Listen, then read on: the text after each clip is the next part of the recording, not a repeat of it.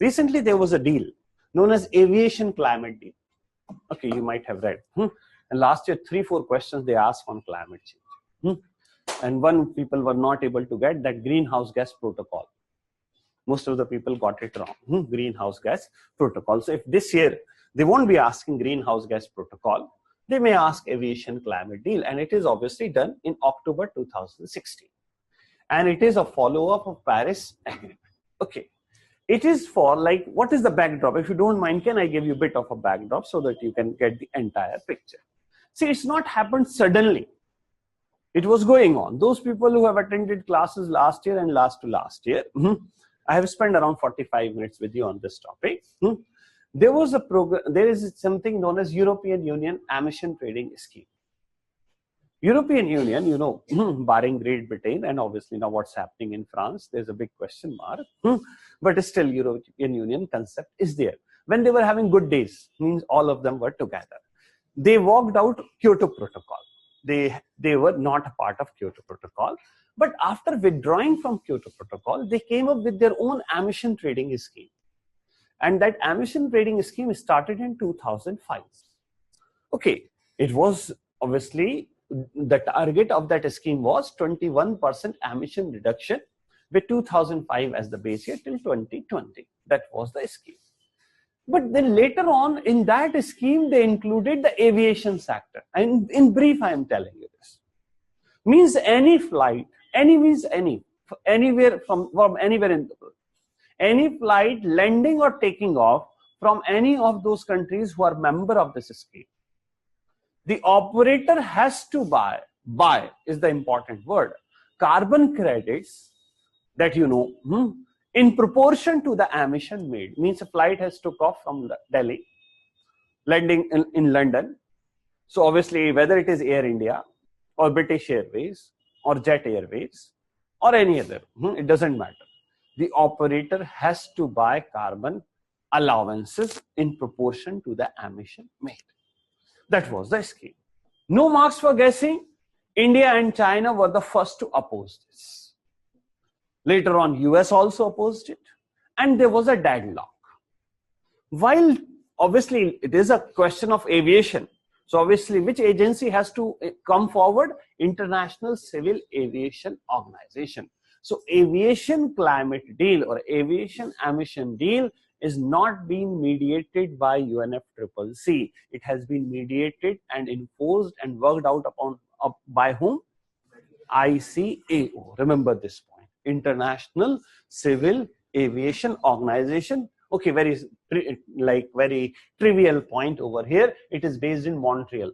Okay, that is Montreal based ICAO. So obviously they were looking to break this deadlock. And obviously, while breaking this deadlock, they said, okay, fine, for time being, European Union should withdraw this scheme as far as the non-members are concerned. Means they can implement this on the aviation sector of the member countries, but not from the non-member countries. And they said, we are promising you, we will work out a global scheme for curbing the emission of greenhouse gases from the aviation sector. This is the backdrop of Aviation Climate Deal. Is this clear? That is it. And that resulted in the adoption of this Aviation Climate Deal in 2016. Okay. Earlier, they were supposed to work out this deal in 2015. But you know, 2015 December, Paris was adopted. And obviously, when you are not, Paris is always going to be a bigger agreement than aviation. Because aviation accounts for just 1.3% of the global greenhouse gas emissions. Obviously, remaining is with Paris. So it is looking to address just that 1.3%. Remaining 98.7% has to be addressed by what? Paris Agreement. So when Paris was adopted, you know, December 2015, October 2016, they have adopted this Aviation Climate Deal. Okay, how many countries? Around 60 plus countries have done it. What is the plan of action? Listen here. 2020 will be the cutoff year. Means no operator. It is only for international because domestic aviation sector is covered by Paris.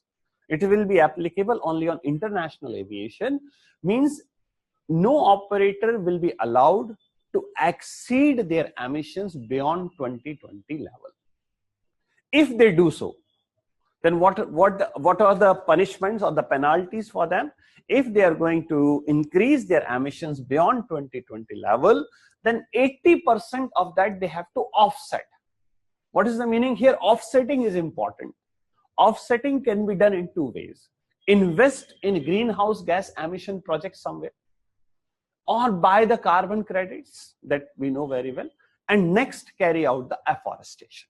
So this is it. So 80%. And how means, what is the duration for this scheme? The duration for this scheme is 2020 till 2035.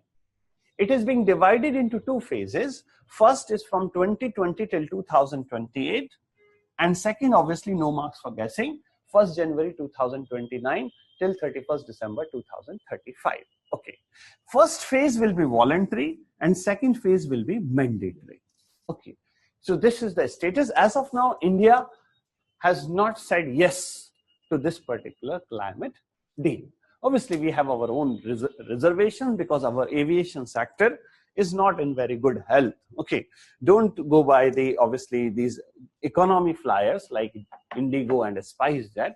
Obviously, if you see Air India is probably in the worst situation among all. It is surviving just because of obviously the government is supporting it and all that.